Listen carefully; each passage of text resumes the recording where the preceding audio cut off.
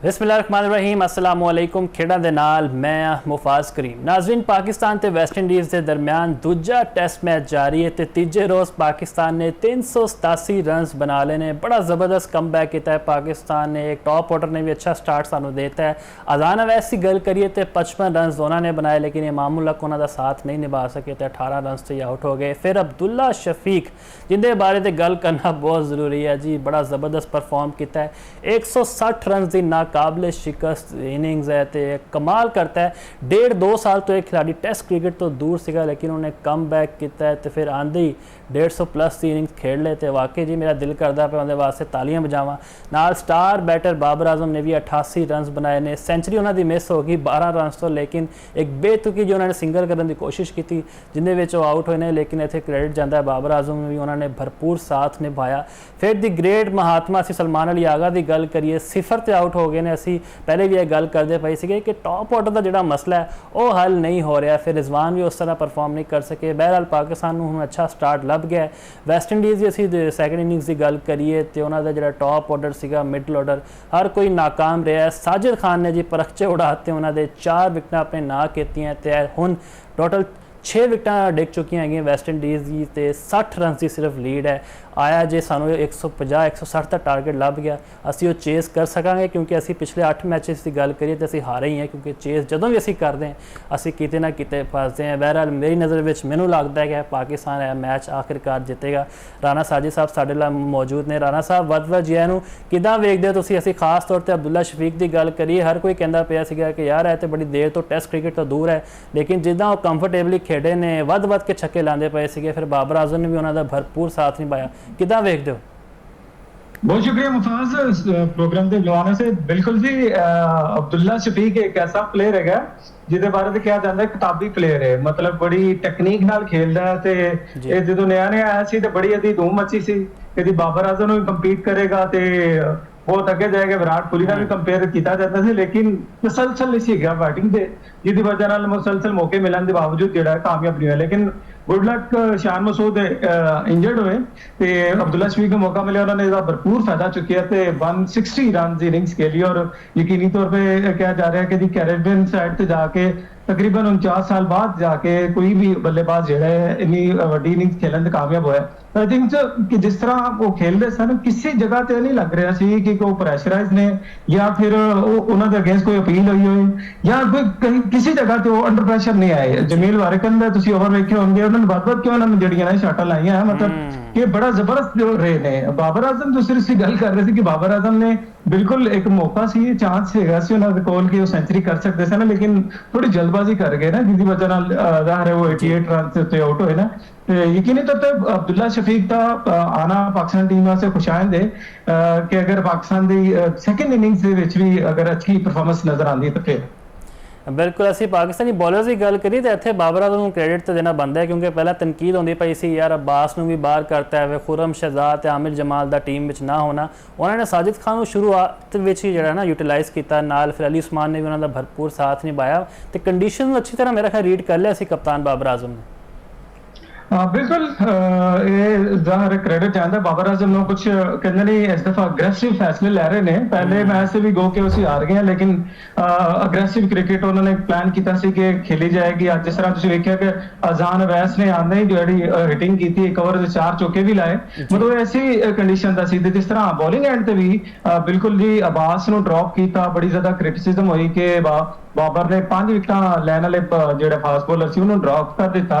लेकिन चले good luck के खुशाइन चीज है कि साजिद खान पहली इनिंग्स से भी 4 विकेट हासिल करने कामयाब हुए हैं, तो फिर जो 6 खिलाड़ियों 4 खिलाड़ी उन्होंने आउट किए रहे। तो यकीनी तौर पर रीड किया गया विकेट नो भी। और मेरे ख्याल अगर दूसरे एंड से देखा जाए वेस्ट इंडीज दल उन्होंने भी स्पिनर ने ही 6 खिलाड़ियों ने आउट किया है। तो आई थिंक स्पिनर वास्ते विकेट काफी ज्यादा जो साजगार है कि ओदा भरपूर जो फायदा तकरीबन लीड हो चुकी है। थानू की लगता है किन्ना कि सानू टारगेट लभेगा? वैसे मैं तो हमेशा घबरा जाना जदों भी असीं चेस वल जाते हैं, असीं फसदे ही हैं। थानू की लगता है इस बारे च?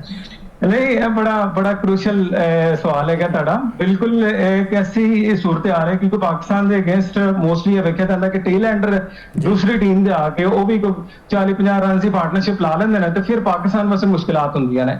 ਸਭ ਤੋਂ ਇੰਪੋਰਟੈਂਟ ਚੀਜ਼ ਹੈਗੀ ਹੈ ਕਿ ਅੱਜ ਦਾ ਜਿਹੜਾ ਪਹਿਲਾ ਸੈਸ਼ਨ ਹੋਏਗਾ ਉਹ ਕਿਸ ਤਰ੍ਹਾਂ ਪਾਕਿਸਤਾਨ ਉਹਦੇ ਤੇ ਹਰ ਪਲੇ ਕਰਦਾ ਹੈ। ਉਹਦੀ ਰੀਜ਼ਨ ਹੈਗੀ ਕਿ ਅਗਰ ਪਹਿਲੇ ਸੈਸ਼ਨ ਤੇ ਵਿਕਟ ਹਾਸਲ ਕਰਨ ਦੇ ਕਾਮਯਾਬ ਹੋ ਜਾਂਦਾ ਹੈ ਪਾਕਿਸਤਾਨ ਜਿਹੜਾ ਤਕਰੀਬਨ ਮਤਲਬ ਸਮਝ ਲਓ ਕਿ ਇਸ ਟਾਈਮ 60 ਰਨ ਦੀ ਲੀਡ ਹੈਗੀ ਤੇ एक 150 ਰਨ ਤੋਂ ਕਰੀਬ ਆਊਟ ਕਰਨ ਦੇ ਕਾਮਯਾਬ ਹੋ ਜਾਂਦਾ ਫਿਰ ਪਾਕਿਸਤਾਨ ਦੇ ਹੱਕ ਤੇ ਮੈਚ ਆ ਜਾਏਗਾ। ਅਗਰ ਇਹੀ ਰਨਸ 200 ਦੇ ਕਰੀਬ ਪਹੁੰਚ ਗਏ ਤੇ ਫਿਰ ਪਾਕਿਸਤਾਨ ਵਾਸਤੇ ਮੁਸ਼ਕਿਲਾਂ ਹੋ ਸਕਦੀਆਂ ਨੇ ਕਿਉਂਕਿ ਬ੍ਰੈਂਡਨ ਕਿੰਗ ਉਹਨਾਂ ਦਾ ਹੈਗਾ ਸੀ ਜਿਹੜਾ ਇੰਜਰਡ ਹੋਇਆ ਸੀ।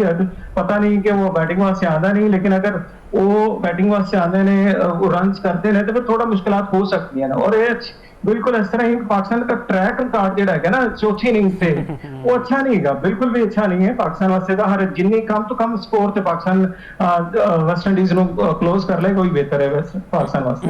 ਅੱਛਾ ਰਾਣਾ ਸਾਹਿਬ, ਇੱਕ ਤਹਫੁਜ਼ਾਤ ਹੁੰਦੇ ਨੇ ਫੈਨਸ ਦੇ ਦਿਨਾਂ ਵਿੱਚ ਕਿ ਚਲੋ ਅਵੈਜ਼ ਜ਼ਫਰ ਨੂੰ ਅੱਛੀ ਗੱਲ ਹੈ ਡੈਬਿਊ ਕਰਾਤਾ ਪਾਕਿਸਤਾਨ ਲਈ ਖੇਡਣਾ, ਹਰ ਕਿਸੇ ਦੀ ਖੁਆਇਸ਼ ਹੁੰਦੀ ਹੈ। ਅਸੀਂ ਦੂਜੇ ਪਾਸੇ ਗੱਲ ਕਰੀਏ ਅਲੀ ਉਸਮਾਨ ਦੀ ਵੀ 33 ਸਾਲ ਦੀ ਉਮਰ ਵਿੱਚ ਉਹਨਾਂ ਨੇ ਡੈਬਿਊ ਕੀਤਾ ਲੇਕਿਨ ਉਹ ਖਿਡਾਰੀ ਜਿਹੜਾ ਤਸਲਸਲ ਨਾਲ ਪਰਫਾਰਮ ਕਰਦਾ ਪਿਆ ਡੋਮੈਸਟਿਕ ਵਿੱਚ। ਅਸੀਂ ਕਾਮਰਾਨ ਗੁਲਾਮ ਦੀ ਗੱਲ ਕਰੀਏ ਪਲੇਅਰ ਆਫ ਦਾ ਟੂਰਨਾਮੈਂਟ ਰਹੇ ਨੇ ਨੈਸ਼ਨਲ ਕੱਪ ਦੇ, ਫਿਰ ਇੰਗਲੈਂਡ ਦੇ ਖਿਲਾਫ ਡੈਬਿਊ ਵਿੱਚ ਇਹਨਾਂ ਨੇ ਸੈਂਚੁਰੀ ਸਕੋਰ ਕੀਤੀ ਸੀ, ਉਹ ਵੀ ਬਾਬਰ ਆਜ਼ਮ ਦੀ ਰਿਪਲੇਸ ਉੱਤੇ। ਉਹਨੂੰ ਕਿਤੇ ਕਿਸੇ ਵੀ ਖਾਤੇ ਲਿਖਿਆ ਨਹੀਂ ਜਾ ਰਿਹਾ, ਕੀ ਵਜ੍ਹਾ ਤੁਸੀਂ ਸਮਝਦੇ ਹੋ ਆਖਿਰਕਾਰ ਕਿਉਂ ਨਜ਼ਰ ਨਹੀਂ ਆ ਰਹੇ ਉਸ ਸਿਲੈਕਸ਼ਨ में? ਸਰ ਇੱਕ ਐਸੀ ਡਿਬੇਟ ਹੈਗੀ ਜਿਹਦੇ ਤੇ ਹਰ ਜਿੰਨਾ ਵੀ ਕਹਿੰਦੇ ਨੇ ਅਸੀਂ ਬਹਿਸ ਕਰ ਲਾਂਗੇ ਉਹ ਨਾ ਕਾਫੀ ਉਹਦੀ ਰੀਜ਼ਨ ਤੁਸੀਂ ਦੇਖੋ ਉਹ ਬੈਚ ਸ਼ਾਨ ਵਿੱਚ ਤੁਸੀਂ ਡੈਬਿਊ ਕਰਾਇਆ ਜਿਹੜੇ ਬੈਚ ਜ਼ਫਰ ਤੁਸੀਂ ਗੱਲ ਕਰ ਰਹੇ ਹੋ ਅਲੀ ਉਸਮਾਨ ਦੀ ਗੱਲ ਮਤਲਬ ਇਸੇ ਸੀਰੀਜ਼ ਦੇ ਵਿੱਚ ਤੁਸੀਂ 3-4 ਡੈਬਿਊ ਕਰਾਤੇ ਨੇ। ਮਤਲਬ ਤੁਹਾਡਾ ਪਲਾਨ ਕੀ ਹੈ ਕਿ ਅਗਰ ਤੁਸੀਂ ਡੋਮੈਸਟਿਕ ਦੇ ਪਲੇਅਰਾਂ ਨੂੰ ਉਸ ਤਰ੍ਹਾਂ ਨਹੀਂ ਯੂਟਿਲਾਈਜ਼ ਕਰਨਾ ਚਾਹੇ ਉਹ ਨੀਚੇ ਜਿੱਦਾਂ ਮਰਜ਼ੀ ਖੇਲ ਰਿਹਾ ਹੈ। ਅਬਦੁੱਲਾ ਸ਼ਫੀਕ ਦੇਖੋ ਨੀਚਲੇ ਤੁਹਾਡਾ ਡੋਮੈਸਟਿਕ ਤੇ ਆ ਕੇ ਅੱਛਾ ਪਰਫਾਰਮ ਕਰਦਾ ਤੇ ਚਲੋ ਉਹਨੂੰ ਤੁਸੀਂ ਵਾਪਸ ਲੈ ਆਂਦਾ ਇੱਕ ਅੱਛਾ ਸਾਈਨ। ਮਤਲਬ ਸਿਰਫ ਡੈਬਿਊ ਕਰਾਉਣਾ ਪਰਪਸ ਹੋਣਾ ਚਾਹੀਦਾ ਹੈ ਜਾਂ ਕਿ ਤੁਹਾਡੀ ਤਸਲਸਲ ਹੋਣੀ ਚਾਹੀਦੀ ਕਿ ਤੁਹਾਡਾ ਪਲੇਅਰ ਕਿੰਨਾ ਥੱਲੇ ਜਿਹੜਾ ਬਿਹਤਰੀਨ ਖੇਲ ਕੇ ਆਇਆ। ਹਾਲੇ ਤੁਹਾਨੂੰ ਯਾਦ ਹੋਏਗਾ ਇੱਕ ਹੋਰ ਪਾਕਿਸਤਾਨ ਟੀਮ ਦੇ ਨਾਲ ਇਸ ਟਾਈਮ ਖਿਲਾੜੀ ਮੌਜੂਦ ਹੈ ਜਿਹਨੇ ਡੈਬਿਊ ਕਰਨਾ ਹੈ ਔਰ ਇਸ਼ਾਰੇ ਨਜ਼ਰ ਆ ਰਹੇ ਨੇ ਕਿ ਉਹ ਨੈਕਸਟ ਜਿਹੜੀ ਅੱਗੇ ਸੀਰੀਜ਼ ਆਣੀ ਉਹ ਤੇ ਡੈਬਿਊ ਕਰ ਸਕਦਾ ਹੈ ਕਿਉਂਕਿ ਵਿਕਟ ਕੀਪਰ ਦੀ ਤੁਹਾਡੀ ਕਾਰਕਰਦਗੀ ਅੱਛੀ ਨਹੀਂ ਹੈਗੀ। ਮਤਲਬ ਤੁਸੀਂ ਸਿਰਫ ਪਲਾਨ ਹੈ ਰੱਖਿਆ ਹੋਇਆ ਕਿ ਡੈਬਿਊ ਕਰਾਈ ਜਾਣੇ ਨੇ, ਚਲੋ ਅੱਛਾ ਸਾਈਨ ਹੈ, ਚਲੋ ਜਾਂ ਅਸੀਂ ਵਿਨਿੰਗ ਕੰਡੀਸ਼ਨ ਤੇ ਹੈਗੇ ਅੱਲਾ ਕਰੇ ਅਸੀਂ ਜਿੱਤੀਏ ਲੇਕਿਨ ਡੈਬਿਊ ਕਰਾਣਾ ਸਰ ਹੱਲ ਨਹੀਂ ਹੈਗਾ। ਇਹਦੇ ਉੱਤੇ ਤੁਸੀਂ ਬਿਲਕੁਲ ਵਜ੍ਹਾ ਫਰਮਾ ਰਹੇ ਹੋ ਕਿ ਡੋਮੈਸਟਿਕ ਨੂੰ ਅਗਰ ਤੁਸੀਂ ਨਹੀਂ ਉਸ ਤਰ੍ਹਾਂ ਇੱਕ ਰਿਸਪੈਕਟ ਦਿਓਗੇ ਡੋਮੈਸਟਿਕ ਦੇ ਪਲੇਅਰ ਨੂੰ, ਅਗਰ ਤੁਸੀਂ ਕਾਮਰਾਨ ਗੁਲਾਮ ਦੀ ਗੱਲ ਕੀਤੀ, ਮਾਰਕ ਬੱਟ ਦੀ ਗੱਲ ਕਰ ਲਓ ਔਰ ਰੋਇਲ ਨਜ਼ੀਰ ਦੀ ਗੱਲ ਕਰੋ ਜਿਹੜੇ ਬੜੇ ਪੁਰਾਣੇ ਟਾਈਮ ਤੋਂ ਜਿਹੜੇ ਲੰਬੇ ਟਾਈਮ ਤੋਂ ਖੇਲ ਰਹੇ ਨੇ ਕ੍ਰਿਕਟ, ਸ਼ਾਹਨਵਾਜ਼ ਦਾਨੀ ਦੀ ਗੱਲ ਕਰ ਲਓ। ਵੈਸੇ ਨੂੰ ਤੁਸੀਂ ਲੈ ਕੇ ਡੈਬਿਊ ਕਰਾਤਾ ਚਲੋ ਜਿਹਨਾਂ 2 ਵਿਕਟ ਵੀ ਹਾਸਲ ਕਰ ਲਈਆਂ ਲੇਕਿਨ क्या अब्बास ਨੂੰ ਡ੍ਰੌਪ ਕਰਨਾ ਉਹ ਸਿਰਫ ਇਹਦੇ ਡੈਬਿਊ ਵਾਸਤੇ ਬਣਦਾ ਸੀ। ਮਤਲਬ ਇਹ ਚੀਜ਼ਾਂ ਬੜੀਆਂ ਨੇ, ਬੜੇ ਸਵਾਲ ਜਿਹੜੇ ਨੇ ਉਹ ਨਾ ਯਕੀਨ ਤੌਰ ਤੇ ਜੋ ਫਤਹ ਮਿਲਦੀ ਹੈ ਨਾ ਤਾਂ ਫਿਰ ਬੜੀ ਚੀਜ਼ਾਂ ਕਵਰ ਵੀ ਹੋ ਜਾਂਦੀਆਂ ਨੇ ਲੇਕਿਨ ਅੱਲਾਹ ਕਰੇ ਸਾਨੂੰ ਫਤਹ ਮਿਲ ਜਾਏ, ਸਭ ਤੋਂ ਵੱਡੀ ਗੱਲ ਹੈਗੀ। ਬੜੀ ਜ਼ਬਰਦਸਤ ਤੁਸੀਂ ਗੱਲ ਆਖੀ। ਇੱਕ ਆਖਰੀ ਸਵਾਲ ਤੁਹਾਡੇ ਕੋਲੋਂ ਮੈਂ ਪੁੱਛਣਾ ਚਾਹਾਂਗਾ, ਚਲੋ ਅਸੀਂ ਜਿੱਤ ਵੀ ਜਾਈਏ ਤੇ ਇਸ ਸੀਰੀਜ਼ ਤੋਂ ਸਾਨੂੰ ਕੋਈ ਸਿੱਖ ਲੱਭਣੀ ਚਾਹੀਦੀ, ਮਤਲਬ ਅਸੀਂ ਅੱਗੇ ਇੰਗਲੈਂਡ ਦੇ ਖਿਲਾਫ ਟੈਸਟ ਸੀਰੀਜ਼ ਖੇਡਣੀ ਹੈ, ਬਾਉਂਸੀ ਪਿੱਚਾਂ ਸਾਨੂੰ ਲੱਭਣਗੀਆਂ, ਉੱਥੇ ਅਸੀਂ ਅਲੀ ਰਜ਼ਾ ਤੇ ਜਿਹੜਾ ਆਕਿਫ ਜਾਵੇਦ ਨੇ ਬੜੇ ਅੱਛੇ ਬੋਲਰ ਤੁਹਾਨੂੰ ਪਤਾ ਹੈ ਵੀ ਬੜਾ ਅੱਛਾ ਪਰਫਾਰਮ ਕਰਦੇ ਪਏ ਨੇ, ਲੰਕਨ ਪ੍ਰੀਮੀਅਰ ਲੀਗ ਖੇਡਣ ਗਏ, ਉਹਨੂੰ ਵੀ ਸਕੁਆਡ ਵਿੱਚ ਕਿਤੇ ਨਾ ਕਿਤੇ ਰੱਖਣਾ ਚਾਹੀਦਾ।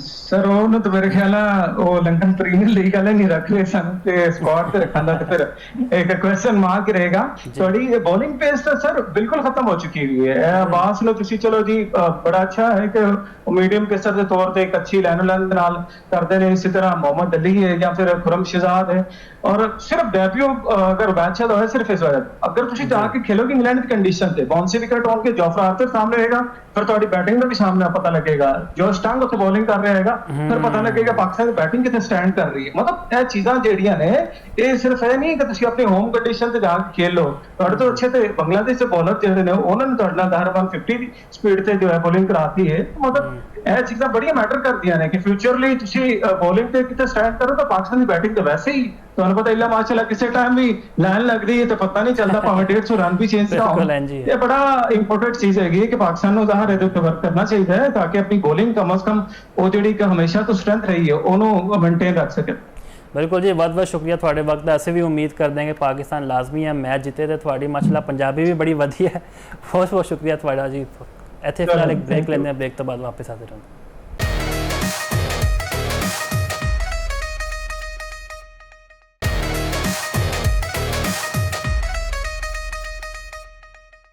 ਬ੍ਰੇਕ ਤੋਂ ਬਾਅਦ ਖੁਸ਼ ਆਮਦੀਦ ਜੀ। ਪਾਕਿਸਤਾਨ ਦੀ ਗੱਲ ਕਰਦੇ ਹਾਂ ਅਸੀਂ, ਜਿੱਤ ਦੀ ਇੱਕ ਪੋਜੀਸ਼ਨ ਵਿੱਚ ਆ ਚੁੱਕੇ ਹਾਂ। ਜਿਸ ਅੰਦਾਜ਼ ਨਾਲ ਮੁੰਡਿਆਂ ਨੇ ਪਰਫਾਰਮ ਕੀਤਾ ਹੈ, ਅਬਦੁੱਲਾ ਸ਼ਫੀਕ ਦੀ ਅਸੀਂ ਗੱਲ ਕਰਦੇ ਪਏ ਸਾਂ, 160 ਰਨਸ ਉਹਨੇ ਬਣਾਏ ਨੇ, ਸਭ ਨੂੰ ਗਲਤ ਸਾਬਿਤ ਕਰਦਾ ਹੈ।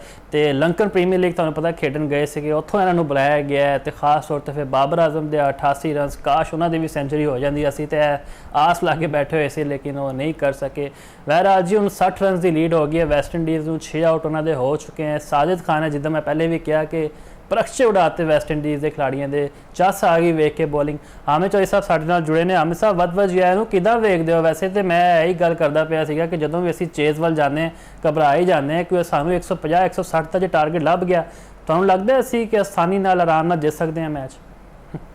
देखो जी, पाकिस्तान की चेजिंग तो हमेशा तो ही मसला रहा है। पिछला मैच भी देखो असं जितया हुआ मैच हरे हैं। हुण तो उम्मीद है कि पाकिस्तान 100-125 के दरमियान जो पाकिस्तान को टारगेट मिलेगा, तो पाकिस्तानी बैटिंग लाइन इन्नी तो भरपूर है कि पाकिस्तानी 120-125 स्कोर आसानी से फेस कर लेंगे। लेकिन जी साजिद खान ने बॉलिंग की, पहले मैच में मिस किया जा रहा था कि साजिद खान को जाना चाहिए पहला मैच ही, लेकिन उन्होंने नहीं खिडाया गया सी। जिद्दां हुण उन्होंने खिडाया गया, उन्होंने देखो हाले तक 8 विकेट लै लईआं ने। ਤੇ ਵੈਸਟ ਇੰਡੀਜ਼ ਦੀ ਟੀਮ ਜਿਹੜੀ ਹੈ ਸਾजिद खान ਤੋਂ ਬੜਾ ਦਬਾਅ ਦਾ ਸ਼ਿਕਾਰ ਨਜ਼ਰ ਆ ਰਹੀ ਹੈ। ਜਿਹੜੇ ਪਾਕਿਸਤਾਨੀ ਬੈਟਰ ਸੀ ਅਬਦੁੱਲਾ ਸ਼ਫੀਕ, ਜਿੱਦਾਂ ਉਹਨਾਂ ਨੇ ਬੈਟਿੰਗ ਕੀਤੀ ਉਹ ਬਹੁਤ ਹੀ ਆਊਟ ਕਲਾਸ ਸੀ। 160 ਰਨ ਉਹਨਾਂ ਨੇ ਬਣਾਏ ਤੇ ਉਹਨਾਂ ਦੀ ਇਨਿੰਗ ਦੀ ਬਦੌਲਤ ਹੀ ਪਾਕਿਸਤਾਨ ਨੇ ਪਹਿਲੀ ਇਨਿੰਗ 43 ਰਨ ਤੇ ਲੀਡ ਲਈ, ਜਿਹਦੀ ਵਜ੍ਹਾ ਤੋਂ ਵੈਸਟ ਇੰਡੀਜ਼ ਤੇ ਥੋੜਾ ਜਿਹਾ ਨਫਸਿਆਤੀ ਪ੍ਰੈਸ਼ਰ ਸੀਗਾ।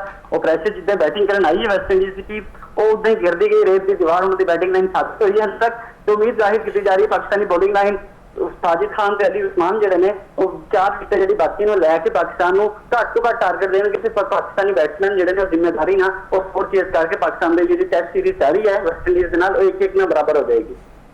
ਤੇ ਬਾਬਰ ਆਜ਼ਮ ਨੇ ਆਪਣੀ ਸੈਂਚੁਰੀ ਮਿਸ ਕਰਤੀ, ਮਤਲਬ ਬੇਤੁਕਾ ਜਿਹਾ ਰਨ ਲੈਣ ਦੀ ਕੋਸ਼ਿਸ਼ ਕੀਤੀ ਜਿੰਦੇ ਵਿੱਚ ਉਹ ਆਊਟ ਹੋ ਗਏ ਨੇ। ਮਤਲਬ ਇੱਕ ਆਰਾਮ ਨਾਲ ਖੇਡਦੇ ਪਏ ਸੀਗੇ, ਅਚਾਨਕ ਉਹਨਾਂ ਨੂੰ ਕੀ ਹੋ ਗਿਆ ਕਿ ਉਹਨਾਂ ਨੇ ਕਿਹਾ ਚਲੋ ਇੱਕ ਸਿੰਗਲ ਲੈ ਲਈਏ। सर वो नजर यही आ रहा है कि बाबर आजम थोड़े से प्रेशर आए, जिनको देखो ना स्टार्ट होने थोड़ा टुक लगे रहे ने, थोड़ा जिहा प्रेशर सी क्योंकि अपने आप सिंगल डबल लैके और नर्वस जो अपना प्रेशर सी प्रेशर डाउन करने की कोशिश कर रहे थे। उसी चक्कर में उन्होंने भज के रन तेज रन लैन की कोशिश की, हालांकि बनता नहीं सी, क्लोज रन सीगा वो बनता ही नहीं सी। बाबर आजम को जरूरत ही कोई नहीं सी, लेकिन बाबर आजम उस रन तक जिस वजह रन आउट भी हो गए। 3-4 साल तो इंतजार सी कि बाबर आजम सेंचुरी होगी, क्योंकि बाबर आजम 3 साल तो तकरीबन सेंचुरी है नहीं थी, जिसकी वजह से लोग इंतजार रहे कि बाबर आजम सेंचुरी करेगा, दोबारा फॉर्म बिठाएगा, लेकिन बाबर आजम वो सेंचुरी नहीं कर सके, जिसकी वजह से उन्होंने जो फैंस ने नाराज ने। लेकिन बाबर आजम ने भरपूर इनिंग खेली पाकिस्तान वास्ते, जिसकी वजह से पाकिस्तान अब्दुल्ला शफीक से बाबर आजम ने लंबी इनिंग खेल के पाकिस्तान का टोटल जो है वो बड़ा लंबा पहुंचाया, जिसकी वजह से पाकिस्तान ने थोड़ी सी जीत भी ली तो पाकिस्तान इस मैच से वापस टेस्ट सीरीज में वापस भी आया। हामिद साहब मिडल ऑर्डर का कंसर्न हजे भी मौजूद है। ਅਸੀਂ ਮਹਾਤਮਾ ਸਲਮਾਨ ਅਲੀ ਆਗਾ ਦੀ ਗੱਲ ਕਰੀਏ, ਸਿਫਰ ਤੇ ਉਹ ਚੱਲਦੇ ਬਣੇ ਨੇ। ਫਿਰ ਰਿਜ਼ਵਾਨ ਦੀ ਗੱਲ ਕਰਦੇ ਹਾਂ, ਹਮੇਸ਼ਾ ਅਸੀਂ ਉਹਨਾਂ ਵਾਸਤੇ ਆਵਾਜ਼ ਬੁਲੰਦ ਕੀਤੀ ਹੈ, ਉਹ ਵੀ ਸਿਰਫ 18 ਰਨ ਬਣਾ ਕੇ ਆਊਟ ਹੋ ਗਏ ਨੇ। ਜਿੱਥੇ ਟੌਪ ਆਰਡਰ ਨੇ ਸਾਨੂੰ ਅੱਛਾ ਸਟਾਰਟ ਦੇਤਾ, ਮਿਡਲ ਆਰਡਰ ਸਾਡਾ ਹਮੇਸ਼ਾ ਘਬਰਾ ਜਾਂਦਾ, ਇਹਨਾਂ ਦੇ ਹੱਥ ਪੈਰ ਫੁੱਲ ਜਾਂਦੇ ਆ। ਐਨੇ ਮੈਚ ਖੇਡ ਲਏ ਨੇ ਸਲਮਾਨ ਅਲੀ ਆਗਾ ਨੇ, ਕਿਸ ਚੀਜ਼ ਦਾ ਦਬਾਅ ਹੈਗਾ ਇਹਨਾਂ ਉੱਤੇ? सर तुम सलमान अली आगा का कह रहे हो, सलमान अली आगा तो कप्तान भी नहीं पाकिस्तान के ओडीआई दे, लेकिन उन्होंने बाद परफॉर्मेंस उन्होंने ना होने के बराबर वास्ते तनकीद पहले तो उन्होंने कर रहे थे कि उन्होंने फोकस करना चाहिए अपनी बैटिंग दे। बैटिंग से फोकस नहीं कर रहे हो, तो कप्तानी से ही फोकस उन्होंने किया है। हाले तक मोहम्मद रिजवान देख लो, बड़े अच्छे तो उनका नाम लिया जा रहा है, खिडाया जाए। मोहम्मद रिजवान वापस लेके आए, लेकिन मोहम्मद रिजवान भी परफॉर्म नहीं करते। इमामुल हक जिन्होंने स्पेशलिस्ट काउंट किया जाता है, सिर्फ टेस्ट अच्छे खिडा रहे हैं, वो टेस्ट भी नाकाम हो रहे हैं मुसलसल, कोई परफॉर्मेंस है नहीं, कोई कुछ नहीं है। सिर्फ आंदे ने 10-12 रन बना के आउट हो जाते हैं। 3 इनिंग हो चुकी है, उन्होंने कोई बड़ा स्कोर नहीं आया, जिदा हालांकि टेस्ट बैट्समैन ने विकेट के उत्ते ठहरते हैं, स्कोर करते हैं, वो भी नहीं कर पा रहे। 3 मिडल पाकिस्तान के जो मिड बैट्समैन ने स्कोर नहीं कर पा रहे। सिर्फ बाबर आजम ने पिछले मैच से जो 50 बनाई, हुण भी बाबर आजम ने स्कोर किया। हुण अब्दुल्ला शफीक ने बाबर आजम का भरपूर साथ दिता, जिहदी वजह से पाकिस्तान बैटिंग लाइन संभली। लेकिन जो बाकी पाकिस्तान के बैट्समैन ने मेन जिदा सलमान अली आगा ने, अली उस्मान ने, जिन्होंने ऑलराउंडर लैके आए, वो भी नहीं परफॉर्म कर रहे। मोहम्मद रिजवान परफॉर्म नहीं कर रहे, इमामुल हक परफॉर्म नहीं कर रहे। इन तमाम बैट्समैनों की जिम्मेदारी लेनी चाहिए कि इंग्लैंड ना साडी सीरीज है, तो पाकिस्तानी बैट्समैन अगर इंग्लैंड जाके यही परफॉर्मेंस देंगे, पाकिस्तान आउट क्लास ही हो जाएगा, पाकिस्तान परफॉर्म नहीं कर सकेगा, क्लीन स्वीप भी करवाएगा। बिल्कुल इंग्लैंड के खिलाफ जिदा तुम सीरीज़ कह रहे हो, चलो असं वैस्ट इंडीज़ को जित भी जाइए। मैं पहले भी एक गल करता पाया सीगा कि सानू कोई सिख लभनी चाहिए इहदे कोलों कि असी कोई आकिफ जावेद नूं भी मौका दईए, नाल अली रज़ा, क्योंकि साडे कोल जिहड़ा है ना पेस का बड़ा मसला है कि इंग्लैंड की टीम कोल ते बड़े अच्छे बॉलर ने। असी जॉश टंग की गल करिए, जदों वो साडे सामने आएंगे फिर तो साडा की बनेगा। तो हजे भी पाकिस्तान को मौका है, जिद्दां असीं कहंदे अब्बास कोलों कि उन्होंने कोई 125-126 उत्ते गेंद नहीं होंदी, फिर खुरम शहजाद की स्पीड उत्ते भी सवालिया निशान है। ਸਰ ਜ਼ਰੂਰਤ ਇਹੀ ਹੈ ਕਿ ਪਾਕਿਸਤਾਨ ਨੂੰ ਪੇਸਰ ਚਾਹੀਦੇ ਨੇ, ਕਿਉਂਕਿ ਇੰਗਲੈਂਡ ਜਿਹੜੀ ਪੇਸੀ ਵਿਕਟ ਨਹੀਂ, ਬਾਉਂਸੀ ਵਿਕਟ ਆਣੀ ਨਹੀਂ, ਉੱਥੇ ਪਾਕਿਸਤਾਨ ਦੇ ਫਾਸਟ ਬੋਲਰ ਹੋਣਗੇ ਤਾਂ ਸਕੋਰ ਤੁਸੀਂ ਇੰਗਲੈਂਡ ਦੇ ਬੈਟਸਮੈਨ ਨੂੰ ਆਊਟ ਕਰੋਗੇ। ਉਹਨਾਂ ਜਿੱਦਾਂ 135 130 ਤੋਂ 35 ਤੱਕ ਜਿਹੜੇ ਬੋਲਰ ਨੇ ਸਾਡੇ ਕੋਲ, ਉਹ ਤਾਂ ਇੰਨੀ ਵਿਕਟਾਂ ਨਹੀਂ ਲੈ ਸਕਦੇ ਉੱਥੇ ਜਾ ਕੇ, ਕਿਉਂਕਿ ਜਦੋਂ ਤੱਕ ਤੁਹਾਡੇ ਕੋਲ ਪੇਸ ਨਹੀਂ ਹੋਏਗੀ ਉੱਥੇ ਤੁਸੀਂ ਇੰਗਲੈਂਡ ਦੀ ਵਿਕਟਾਂ ਦੇ ਉੱਤੇ ਵਿਕਟਾਂ ਨਹੀਂ ਲੈ ਸਕਦੇ ਜੀ। ਅੱਛਾ, ਪਾਕਿਸਤਾਨ ਦੀ ਅਸੀਂ ਜੇ ਹੁਣ ਇਸ ਮੈਚ ਦੀ ਗੱਲ ਕਰੀਏ, ਬਾਬਰ ਆਜ਼ਮ ਦੀ ਕਪਤਾਨੀ ਉੱਤੇ ਪਹਿਲੇ ਅਸੀਂ ਇਹ ਥੋੜੀ ਤਨਕੀਦ ਵੀ ਕਰਦੇ ਪਏ ਸੀ, ਯਾਰ ਸਾਰੇ ਫਾਸਟ ਬੋਲਰ ਨੇ ਬਾਹਰ ਕੱਢਤੇ ਨੇ, ਖਾਸ ਉੱਤੇ ਮੁਹੰਮਦ अब्बास ਦਾ ਅਸੀਂ ਜ਼ਿਕਰ ਕਰੀਏ, ਖੁਰਮ ਸ਼ਹਿਜ਼ਾਦ, ਆमिर जमाल, ਲੇਕਿਨ ਉਹਨਾਂ ਨੇ ਫਿਰ ਸਪਿਨਰਾਂ ਨੂੰ ਖਿਡਾਇਆ ਤੇ ਸਾजिद खान ਨੇ ਜਿਸ ਤਰ੍ਹਾਂ 4 ਵਿਕਟਾਂ ਲੈ ਲੀਆਂ ਨੇ, ਫਿਰ ਅਲੀ ਉਸਮਾਨ ਨੇ ਉਹਨਾਂ ਦਾ ਭਰਪੂਰ ਸਾਥ ਨਿਭਾਇਆ ਤੇ ਇਹ ਫੈਸਲਾ ਕਿਤੇ ਨਾ ਕਿਤੇ ਸਹੀ ਸਾਬਿਤ ਹੋ ਗਿਆ ਕਿ ਕੰਡੀਸ਼ਨ ਨੂੰ ਬਿਹਤਰ ਅੰਦਾਜ਼ ਨਾਲ ਰੀਡ ਕੀਤਾ ਬਾਬਰ ਆਜ਼ਮ ਨੇ। जी देखो ना, बाबर आजम ने असेस किया है, पेस को बड़ा जबरदस्त किया है, कंडीशन में बड़ा जबरदस्त असेस किया है, जिसे तनकीद की जा रही थी मोहम्मद अब्बास ने बाहर बैठा दिता, स्पिनर से उससे इंतजार कर रहे हैं, और स्पिनर का फैसला बाबर आजम का बिल्कुल करेक्ट रहा है। देखो ना हाले तक ये सारे विकेट ने तकरीबन फास्ट स्पिन बॉलर्स नहीं लगी, फास्ट बॉलर्स तक आए नहीं उस कैटेगरी, बॉलिंग आती नहीं, लंबी बॉलिंग भी नहीं करवाई, ज्यादा बॉलिंग स्पिन बॉलर्स को करवाई है। साजिद खान जो पहले ही अग्रेसिव बॉलर ने, स्पिन बॉलर होने के बावजूद अग्रेसिव ग्राउंड होंगे ने कि जो भी आते ना विकटा लेंगे पाकिस्तान वास्ते, तो हुण वही चीज साबित हुई है कि साजिद खान ने जबरदस्त बॉलिंग करते पाकिस्तान को मैच के वापस लाया ने, पाकिस्तान एक मैच जीत के सीरीज बराबर करने की सूरत हाल आ चुका है। बिल्कुल जी, उम्मीद तो दुनिया कायम, ऐसे भी कहते हैं पाकिस्तान है मैच लाजमी जीते, क्योंकि असी पिछले 8 मैच तो हार चुके हैं टैस्ट क्रिकेट में। हम देखते हैं अगे की नतीजा निकलता है। ज़रा असी थोड़ी जी लैजेंड्स लीग की गल करते हैं। आमिर साहब, बड़े चर्चे हो रहे हैं, सोशल मीडिया होते हैं, PCB ने भी बाज़ाब्ता तौर पर एक प्रेस रिलीज़ जारी करती है कि आ जो खिलाड़ी खेडन गए ने, हो सकता है ना उत्ते 2 साल की पाबंदी लग जाए, लेकिन यह सारे तो लैजेंड खिलाड़ी रहे हैं। असी इमरान नज़ीर की गल करिए, इत्थे यासिर शाह का जिक्र करना भी जरूरी है, खास तौर पर इत्थे कप्तान मोहम्मद हफीज़ ने, मतलब जदों हुण अद्धी लीग अगे निकल चुकी है, किसी ने PCB ने तद कोई नोटिस नहीं लिया, ना कि इन्होंने कोई इस तरह का नोटिस भिजवाया है कि यार तुसीं ना खेडे जाओ, तो हुण जाके हुण बाज़ाब्ता तौर पर एक प्रेस रिलीज़ जारी करती है, तो खिलाड़ियों ने भी डराता है।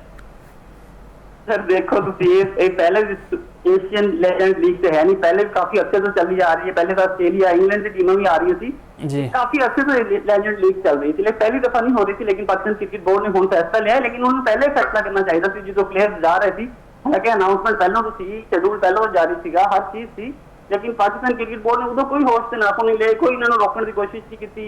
और जितना पाकिस्तान क्रिकेट बोर्ड ने प्रेस रिलीज जारी की है कि बाकायदा NOCs होनी चाहिए, तमाम बोर्ड को सोचना चाहिए कि रजिस्टर्ड लीग है नहीं, मंजूर है नहीं किसी भी इदारे को, ना ICC के अंडर है ना कुछ है, खुद ब खुद ही बोर्ड मुख्तलिफ ममालिक हो जाती है लीग, तो बाकी जिन्ने प्लेयर शिरकत कर रहे हैं उन्होंने चाहिए अपने बोर्ड को परमिशन लैन, परमिशन लैके फिर आगे इस लेजेंड लीग में शामिल हों।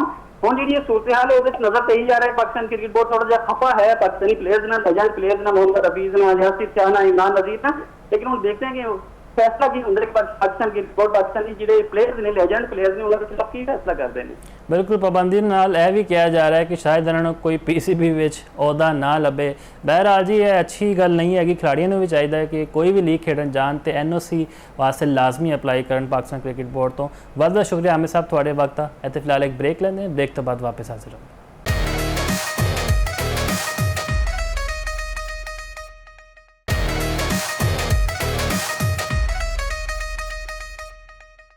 ब्रेक तो बाद खुशामदीद जी, जुल्फिकार बेग साहब साडे नाल मौजूद ने। बेग साहब वध जी आनू कौमी हॉकी टीम की गल करते हैं जी, फड़े नहीं जा रहे साढ़े मुंडे, जिस तरह कोरिया के खिलाफ इन्होंने परफॉर्म किया है, हर मैच में 3-3 गोल, तो हुण वर्ल्ड कप लिए स्क्वाड का भी ऐलान हो चुका है। खास तौर पर शायकीन की गल करिए, वो पुराना जज्बा नज़र आ रहा है कि वध के स्टेडियम में आ रहे अपनी टीम सपोर्ट करें। ये डेफिनेटली काफ़ी अच्छे इंतजाम किए पाकिस्तान हॉकी फेडरेशन ने, और जिस तरह पाकिस्तान टीम ओपोनेंट टीम के खिलाफ खेली है, ये बड़ी खुशाई गल है।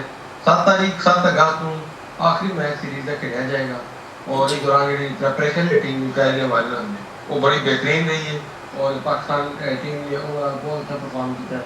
कोरिया जी इसका टीम का ताल्लुक है, एक अच्छी मेहमान टीम सी, उन्होंने भी काफ़ी एफर्ट की है, लेकिन जिस अंदाज में पाकिस्तान ने काबू किया है, ये बड़ी ग्रेट टीम है और पाकिस्तान की टीम जी है इसने काफ़ी उन्होंने मोरल काफ़ी आई है, और वर्ल्ड कप में भी जैसा जिक्र किया है 15 अगस्त को पाकिस्तान टीम एम्स्टरडैम जाएगी, और पूल ने 3 मैचेस खेलने के अलावा पाकिस्तानी टीम की परफॉर्मेंस अच्छी नहीं, तो फिर बेल्जियम में 3 जो प्रीवियस मैचेस हैं वो भी खेले जाएंगे जी।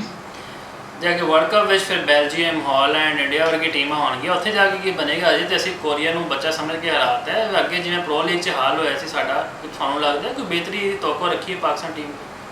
देखो जी गोरे कोच भी आ गए साडे कोल, पूल के अंदर टीमां दो शामिल हैं, एक वेल्स टीम भी है बड़ी छोटी टीम जिसको किया जाता है, लेकिन इंडिया और इंग्लैंड का पूल एक मौजूद होना एक टफ साइड है और उसके वजह से पाकिस्तान से होप फॉर द बेस्ट, लेकिन इन दो टीमों के अगेंस्ट पाकिस्तान का जितना खासा मुश्किल दिखाई देना तो बुनियादी वजह है कि पाकिस्तान की टीम ना जो स्टैंडर्ड है उस स्टैंडर्ड से नहीं। वर्ल्ड कप एक मेगा इवेंट है और इसमें दुनिया की टॉप रैंकिंग टीमां केटीएन में इंग्लैंड है, इंडिया में ऑस्ट्रेलिया ये बढ़िया टीमां ने उन्होंने परफॉर्मेंस अगर तुम क्रिकेट देखी जाए तो वर्ल्ड क्लास टीमां ने जी। अच्छा ਹੁਣ ਤੇ ਵੈਸੇ ਗੋਰੇ ਕੋਚਾਂ ਦੀ ਵੀ ਖਿਦਮਤ ਹਾਸਲ ਕਰ ਲਈ ਗਈ ਹੈ ਤੇ ਮੈਨੇਜਮੈਂਟ ਵੀ ਤਬਦੀਲ ਹੋ ਗਈ ਹੈ, ਖਿਡਾਰੀਆਂ ਦੇ ਜਿਹੜੇ ਮਾਲੀ ਮਸਲੇ ਮਸਾਇਲ ਸੀ ਉਹ ਵੀ ਅਸੀਂ ਦੂਰ ਉਹਦੇ ਵੇਖ ਰਹੇ ਨੇ, ਕਪਤਾਨ ਵੀ ਸਾਡੇ ਨਏ ਆ ਗਏ ਨੇ ਜੀ, ਅਬੂ ਬਕਰ ਕਿਸੇ ਤਾਰੁਫ ਦੇ ਮੁਹਤਾਜ ਨਹੀਂ ਨੇ, ਤੇ ਹੁਣ ਤੁਹਾਨੂੰ ਕੀ ਲੱਗਦਾ ਹੈ ਕਿ ਪਰਫਾਰਮੈਂਸ ਵਿੱਚ ਵੀ ਬਿਹਤਰੀ ਆਏਗੀ? देखो जी गोरे चिट्टे नाल कोई फर्क नहीं पैंदा, खिलाड़ी ते वही ने, खेलना दे ना मुंडिया नहीं, अगर इन्हां दी परफॉर्मेंस नहीं होएगी, इन्हां दी लत्तां जान नहीं होएगी, अगर बॉल मैन टू मैन नहीं खेलेंगे, बॉल टू बॉल नहीं खेलेंगे, it is quite difficult to win against opponent teams, क्योंकि एक ऐसा क्वेश्चन मार के गोरे भी इन्होंने बहुत आजमाए हुए थे, पाकिस्तानी भी बहुत आजमाई ते ਜਦੋਂ तक पाकिस्तान ने 50-60 ओलंपियन जिंदा ने उस वक्त तक काफी ना जड़ा रिवाइवल है थोड़ा मुश्किल है, क्योंकि जितने भी अगर 60 ने होते हैं अगर ओलंपियन मौजूद ने जिंदा है आपने पिछले कई साल जो कई सीनियर प्लेयर ने और एक एक खिलाड़ी भी वर्ल्ड क्लास में प्रोड्यूस कर 70 तो 80 खिलाड़ी का पूल बात करना तो उसमें आता तो अच्छे देखे ना खेल सकते हो जी। ਨਹੀਂ ਪਾਕਿਸਤਾਨੀ ਕੋਚਾਂ ਦੀ ਅਸੀਂ ਗੱਲ ਕਰੀਏ ਉਹਨਾਂ ਬਾਰੇ ਇਹ ਕਿਹਾ ਜਾਂਦਾ ਕਿ ਉਹ ਖਿਡਾਰੀਆਂ ਦੀ ਫਿਟਨੈਸ ਉੱਤੇ ਕੋਈ ਖਾਸ ਤਵੱਜੋ ਨਹੀਂ ਦਿੰਦੇ, ਇਸੇ ਵਾਸਤੇ ਗੋਰੇ ਕੋਚਾਂ ਦੀ ਖਿਦਮਤ ਹਾਸਲ ਕੀਤੀਆਂ ਗਈਆਂ ਤੇ ਫਿਟਨੈਸ ਦੇ ਮਿਆਰ ਨੂੰ ਵੀ ਸੁਣਿਆ ਕੋਈ ਖਸੂਸੀ ਮਸ਼ਕਾਂ ਕਰਵਾਈ ਜਾ ਰਹੀਆਂ ਨੇ, ਤੁਸੀਂ ਤੇ ਕਵਰ ਵੀ ਕਰਦੇ ਹੋ। ਡਿਪਾਰਟਮੈਂਟਲ ਪਲੇਅਰ ਨੇ ਸਾਰੇ ਕੁਆਲੀਫਾਈਡ ਪਲੇਅਰ ਨੇ, ਇੰਟਰਨੈਸ਼ਨਲ ਲੀਗਾਂ ਵੀ ਖੇਡਣ ਜਾਂਦੇ ਨੇ ਤੇ ਜਿਹੜੇ ਪਾਕਿਸਤਾਨੀ ਕੋਚ ਨੇ ਸਿਆਸਤ ਦਾ ਕੰਮ ਜ਼ਿਆਦਾ ਅਮਨ ਦਰਾਮਦ ਹੁੰਦਾ ਹੈ, ਕਿਉਂਕਿ ਸਿਆਸਤ ਜਿਹੜੀ ਹੈ ਨਾ और खेल की तबाही की जिम्मेदार है जी। बिल्कुल जी, उम्मीद है दुनिया कायम ऐसे भी ये कहते हैं पाकिस्तान की हॉकी टीम है लाजमी पाकिस्तान का नाम रोशन करे क्योंकि साडा कौमी खेड है, सब ਨੂੰ मिल के इस खेड में सपोर्ट करना चाहिए। बहुत बहुत शुक्रिया बेग साहब थोड़े वक्त ऐसा मौजूद सन जिन्होंने चैनल पाया, मैनू दो इजाज़त, अल्लाह हाफिज़।